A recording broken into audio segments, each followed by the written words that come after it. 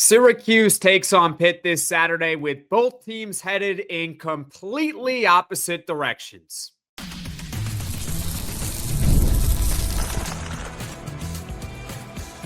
You are Locked On Syracuse, your daily podcast on the Syracuse Orange, part of the Locked On Podcast Network, your team every day.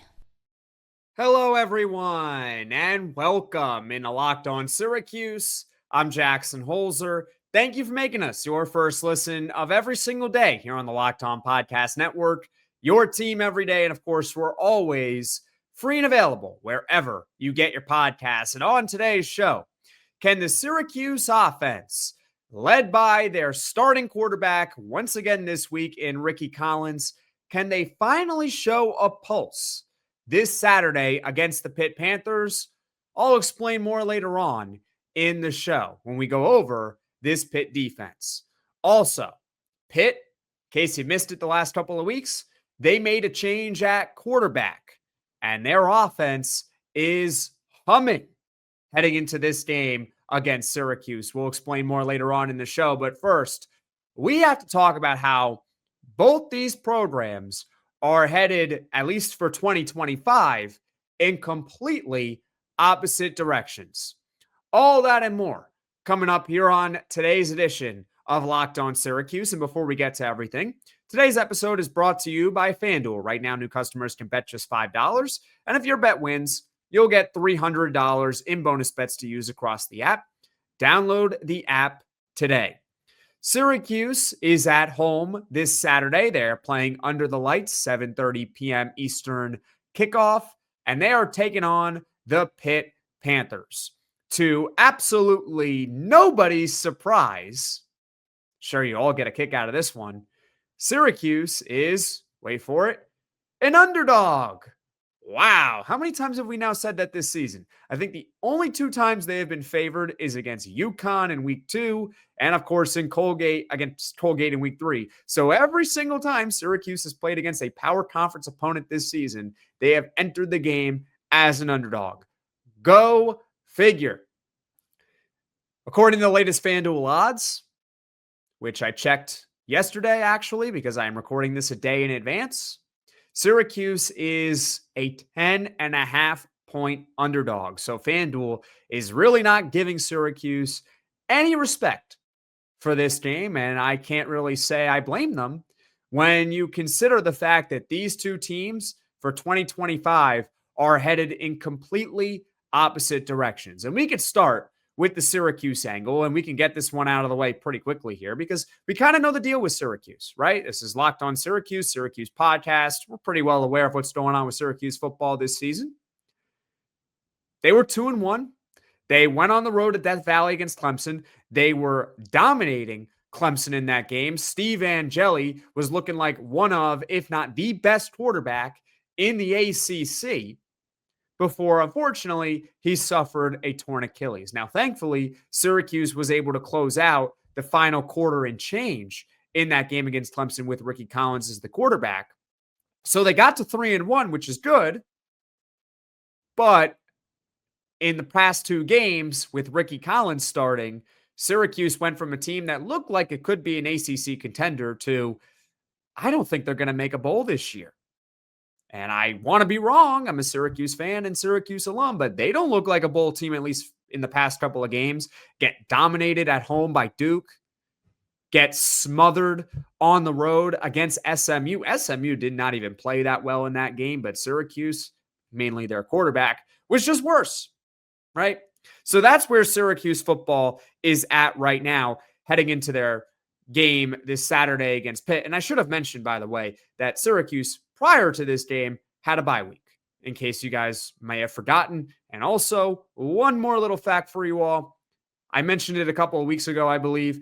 First time in the Fran Brown era that the Orange have lost back-to-back games. You go back to last season, Syracuse only had 3 losses. They followed up all those losses with wins. This is the first time, of course, in the Fran Brown era, they lost back-to-back games. So that's enough with Syracuse and their angle and how it doesn't look like they're heading to a bowl this season. Now, when we talk about Pitt, well, I don't know if I think it would be a little harsh to say that a few weeks ago I didn't think Pitt was going to be a bowl team. But what I will say is I definitely didn't think that Pitt was going to be any sort of contender in the ACC. Now, I think they have an outside chance of making that happen. And I'll explain why in just a moment here, okay? So, Pitt, they won their first 2 games. They were playing against nobodies. Then, in their first 2 power conference games this season, they played West Virginia and Louisville. And Pitt lost both of those games. So I kind of figured at that point, well, it looks like Pitt's done. They're not going to do much this season. And their head coach, Pat Narduzzi, says, you know what? I got one trick up my sleeve. One thing that I can do to maybe spark this team. And that is play the backup quarterback. The backup quarterback by the name of Mason Heintschel, a true freshman. That's right. Pat Narduzzi benched Eli Holstein ahead of the Boston College game for a true freshman. Oh boy, how'd that go for Pitt? Well, if you haven't been paying attention to the Pitt Panthers, it's okay. I don't blame you if you haven't. It's been going over quite well for them, to say the least, because a couple of weeks ago, Mason Heintschel's first career start takes care of Boston College. No problem whatsoever in that game. He was lights out, but it's Boston College. They're a bad team. So I don't know. What do you make of it? Boston College is like the softest landing you can get as a true freshman quarterback, which, by the way, Syracuse will play Boston College at the end of the regular season. Maybe that's when we see Luke Carney get his first career start, right? Maybe. Luke Carney, a true freshman for Syracuse. So the real test came last weekend for Mason Heintschel against Florida State. Maybe Florida State's not dominant this year. They don't look particularly good either now after their week 1 win against Alabama. They don't look good, but not easy to go on the road in that environment and get a win, let alone play well as a quarterback, as a true freshman making their second career start. And he was lights out in that one. Here are Mason Heintschel's stats through 2 starts. I'm only counting his 2 starts. I'm not accounting, I think, 4 passing attempts he made prior to his starts, okay? So 2 games, 2 starts. You ready for his stats? 73% completion percentage, 644 yards, 6 touchdowns, 2 interceptions. Those interceptions came on back-to-back drives against Florida State last week. And I am sure that Mason Heintschel's success as a true freshman in 2 starts and how he has completely sparked the Pitt Panthers. And all of a sudden, they look like a team that maybe could compete in the ACC to get to Charlotte, is maybe influencing your opinion on what you think Syracuse should do with their own quarterback situation. Because Fran Brown, he was adamant in his press conference earlier this week that he is sticking with Ricky Collins. But you see what Pitt's doing with their true freshman quarterback in Mason Heintschel, and it makes you think, could Syracuse maybe do the same thing with their own true freshman in Luke Carney? Maybe, but by now you might know my take on what Syracuse should do at the quarterback position, which is I'm going to support whatever they decide to do. But you know what, Fran Brown? He gets paid a lot of money. He better make the right decision for the team. So overall, Syracuse, they look like a team that's probably not headed for a bowl anymore in 2025. And when you look at Pitt and where they're headed, it looks like they're definitely going to head to a bowl this season, but they might do more than just that in 2025 with their new quarterback in Mason Heintschel. And we'll actually talk more about Mason Heintschel in the next segment here on Locked On Syracuse when we go over the Pitt Panthers offense. So let's do that in just a moment. When the opening whistle blows on a new repair, get your crew moving forward with SupplyHouse. Order today and see parts on your doorstep tomorrow. Over 280,000 plumbing, HVAC, and electrical items from the most trusted brands in the business. Their real-time inventory and honest lead times keep you from punting projects, while their industry-leading customer service always has your blind side covered. Their Trademaster perks like priority shipping and dedicated support make the whole process smoother. Join the free Trademaster program today and store serious perks like priority shipping, lower prices, and a dedicated support line. Visit SupplyHouse.com to sign up for free and use promo code SHCollege5 for 5% off your first order. That's SupplyHouse.com. Real people, real service. The NFL season is here, and FanDuel has an offer that you definitely don't want to miss. Right now, new customers can bet just $5 and get $300 in bonus bets if you win. That's right, pick a bet, put down $5, and if it hits, you unlock $300 in bonus bets to use across the app. Whether you're a casual fan or you love diving into the stats, FanDuel makes the game day experience so much better. Or you're a New York Jets fan like myself, and you bet against the other team for emotional insurance, right? So what are you waiting for? Visit FanDuel.com to download the FanDuel app today and get started. Jackson Holzer, Locked On Syracuse. Let's talk about the Pitt Panthers offense. And fun fact for you all, ladies and gentlemen, I did something a little bit unusual for this podcast. See, normally when we're talking about the other team, or even if we're talking about Syracuse, I'm always going to go check out the stats and check out the numbers so I can give you informed, intelligent takes based on what the numbers are saying, right? In regards to the Pitt Panther offense, I did not look at the ACC and where Pitt ranks in anything on offense, because those numbers are honestly mostly irrelevant, because for the majority of it, their quarterback was not Mason Heintschel. It was Eli Holstein.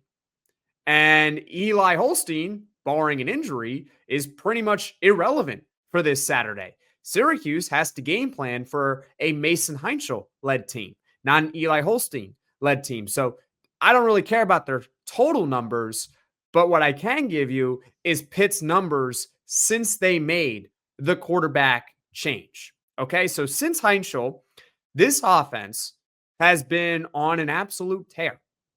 All right, they scored 48 points against Boston College and then 34 points on the road against Florida State. Pitt gained over 500 yards against Boston College. They didn't quite hit 500 yards against Florida State. Try 476 against the Seminoles last Saturday. Not too shabby. And by the way, we'll talk about this player right now, actually. Pitt got someone back who I think they are pretty happy to get back last week, and that is running back Desmond Reed, an All-American from last season. He's not big at all. He's only 5'8", which is actually pretty much my height, so maybe I should be the running back for the Pitt Panthers. And he's 175 pounds. Spoiler alert, I am not 175 pounds. But Reed is fast. He is incredibly shifty. He can catch passes out of the backfield. We'll also get to this in a second. He's a great return man as well. He is a do-it-all, all-purpose running back for this Pitt Panthers team. And quite honestly, aside from quarterback play, Desmond Reed might be their best all-around player on the roster. Not just offense, all-around player. It might be Desmond Reed. Against Florida State, he only had 12 carries for 45 yards. So Florida State did a pretty good job containing him on the ground. That's good for them.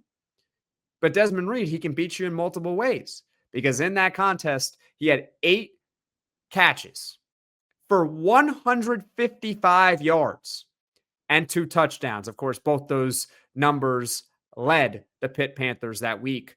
He's also great on special teams, like I mentioned. Last week, he averaged 12 yards per punt return. That was 3rd in the conference. This year, he only has 5 punt returns, so he doesn't count so far for the ACC lead. But in those 5 punt returns, he has 105 total yards. That is averaging well over 20 yards per punt return. So Jack Stonehouse, great punter for Syracuse. He might punt it 50 yards, but Desmond Reed, on average, he's going to take it back 20 yards. So all of a sudden it becomes a 30-yard net punt, which really isn't all that good, but that's more about Desmond Reed and less so about the punter for Syracuse in that case.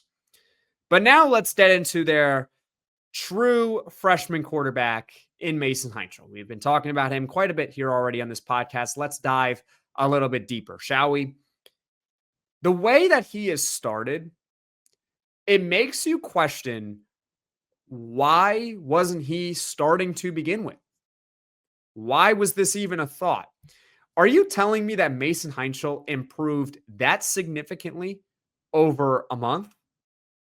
Maybe. It reminds me of this on a much smaller scale. But one of my hot takes for you all, ladies and gentlemen, is that I think Patrick Mahomes with the Chiefs, he should have been starting as a rookie. And I think the Chiefs would have won a Super Bowl with Patrick Mahomes starting as a rookie. That's right. I think he should have started ahead of Alex Smith because I refuse to believe he went from a non-starter to an MVP in one season. Sometimes coaches, they default, they go to the veteran. They don't really give the young guy much of a shot right away. They just place him on the bench and say, you're going to sit and learn. And lo and behold, when they actually play them, good things start happening. And it makes you think, why wasn't this guy playing to begin with? It kind of fits into the argument of why maybe Luke Carney should be playing games instead of Ricky Collins, but that's neither here nor there. That's on Fran Brown to make the correct decision ultimately for Syracuse, but I digress. Mason Heintschel probably should have been starting day one for the Pitt Panthers because he is clearly the better of the two quarterbacks between he and Eli Holstein. And the way that I've been talking about him so far, you'd think that he's going to the Hall of Fame tomorrow. You'd be thinking he's getting a gold jacket, and he's also going to the College Football Hall of Fame too. He's going to every Hall of Fame out there. No, that's not the case. It has only been 2 starts for him. He's still a young quarterback, and he might have a bad game this Saturday, but he hasn't really shown any signs of having a bad game. He's got a good arm. He's a mobile quarterback. He generally does make right decisions. He's accurate, and he also doesn't seem to be too intimidated by the moment. Like I have said during this podcast, it's not easy to go down to Tallahassee to Florida State in that environment and play well when you're a true freshman. Even veterans will struggle in that venue. Look how Alabama played when they went down to Florida State. It's not an easy place to play. But for Mason Heintschel, it just did not faze him at all. So much so that there was a sequence in the second quarter that I mentioned earlier where he threw back-to-back interceptions. And for many quarterbacks, that could just be a total confidence killer. Absolutely killer. Back-to-back interceptions on the road. Now your team is trailing at halftime. It's your fault. And I'm not even going to sit here and say that all the interceptions were on his fault, but follow with me here for a moment. That could kill the confidence of a young quarterback, but not for Mason Heintschel, because he goes out in the second half and he responds by leading the Pitt Panthers to 20 second half points. Absolutely sensational in that game. So as far as the defense for Syracuse is concerned, I mean, do they have any sort of chance of stopping this Pitt Panther offense? I mean, comment your thoughts in the comment section below. But for me, I think for Syracuse, it's just you got to try to do your best and take advantage of moments. It seems like, at least on paper and based on what we've seen over the last couple of weeks, that Pitt is going to be able to move the ball. It's unlikely that Pitt is going to have less than 400 total yards of offense. And as of right now, I think Pitt's going to score at minimum 30 on this defense. But if you're Syracuse, it doesn't matter how many yards you allow if you can maybe get off the field more often on third down, get the stops on fourth down as well. When Pitt does inevitably reach the red zone, hold them to field goals instead of touchdowns. And actually, Syracuse's defense did that at times against SMU. I'll give them credit for that, but SMU still scored 31 points.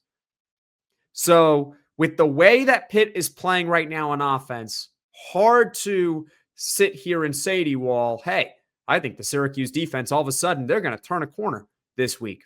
But who knows? That's why you play the games, right?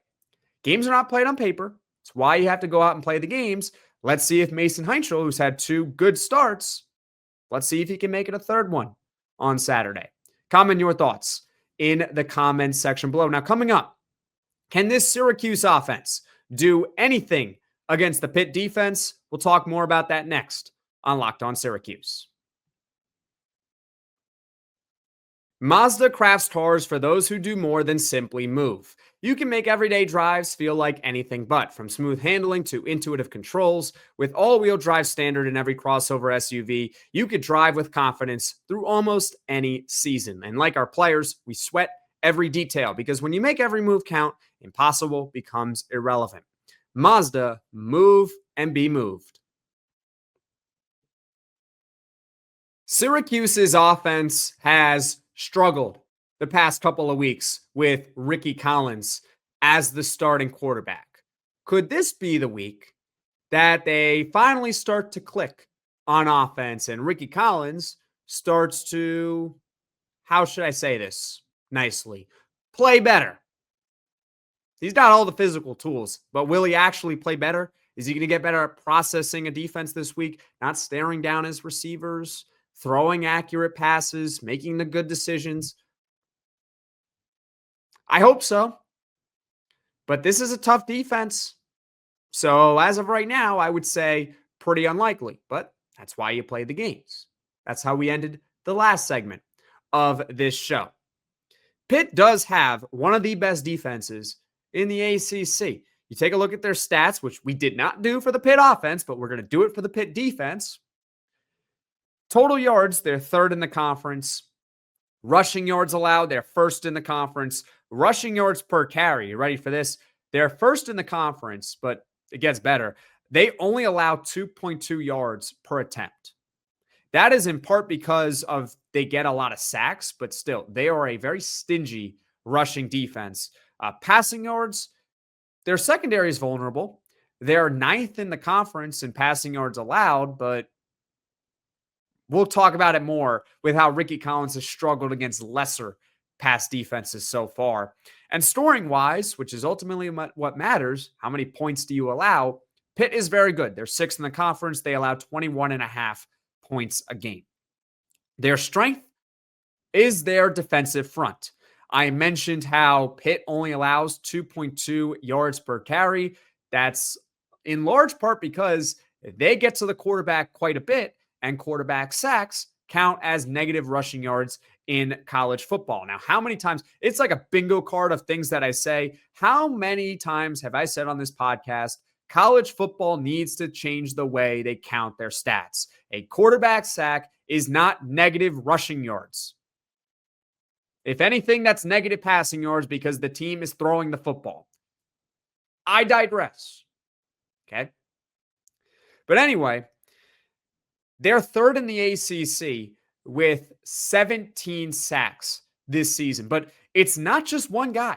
In fact, they don't have that one signature player, that one signature pass rusher that's going to get in the backfield. Pitt is a team that relies on the collective and less so one or two individual players. Because you ready for this? Pitt doesn't have a single player so far this season with more than 2 sacks. That actually matches Syracuse. And I've complained about it here on Locked On Syracuse, how the Orange only have their leader in sacks through 6 games is 2 sacks from Brahim Long and Jamie Tremble, but 2 is your team lead. That's not very high. It's the same thing with Pitt. The difference is Pitt has 12 different players that have recorded 1 full sack. You flip it back to Syracuse, they have 5 players credited with 1 full sack, 2 more additional players who have half a sack. So with Syracuse, it's a bunch of, let's just put it this way, not very good pass rushers. And with Pitt, it's just a bunch of very good pass rushers where it's not one person that's eating, it's the whole unit is eating. They get to the quarterback quite a bit. Now, their weakness, and it's hard to call it a weakness because it's not like they're bad in this area, but it's got to be their secondary because they are 9th in the ACC in passing yards allowed. And they allowed Thomas Castellanos, who I absolutely love and think he's maybe the best quarterback in the nation. Kidding, of course. They allowed him to go 16 of 23 for 245, 3 touchdowns, no picks.